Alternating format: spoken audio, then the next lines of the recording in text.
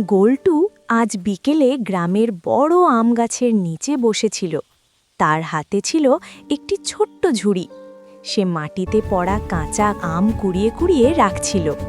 গোলটু হাসতে হাসতে বলল, আজ আম দিয়ে মজা করে আচার বানাবো। হঠাৎ সে খেয়াল করল, গাছের ডালে একটি ছোট্ট কিউট কাঠবিড়ালি এদিক ওদিক দৌড়াচ্ছে। কাঠবিড়ালিটার পেট থেকে কোক কোক শব্দ আসছে। মনে হচ্ছে সে খুব ক্ষুধার্ত।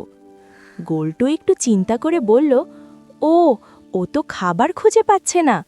সে চেষ্টা করল আমের টুকরোটা গাছে ছুঁড়ে দিতে, কিন্তু ঠিকমতো পৌঁছালো না। গোলটু বুঝল একা সে পারবে না।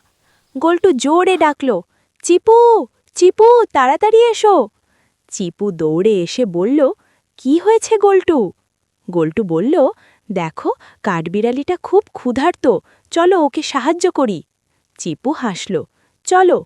দুজন মিলে গাছের নিচে কিছু বাদাম আর আমের ছোট টুকরো রেখে দিল। কাঠবিড়ালিটা ধীরে ধীরে নেমে এসে খেতে শুরু করল।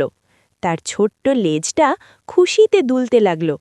গোলটু আর চিপু একে অপরের দিকে তাকিয়ে হাসল।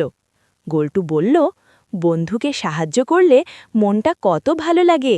চিপু মাথা নেড়ে বলল, হ্যাঁ, একসাথে থাকলে সব কাজ সহজ হয়। সেদিন থেকে গোলটু শিখল, বন্ধুত্ব আর সাহায্য করলে সবার মুখে হাসি ফোটে।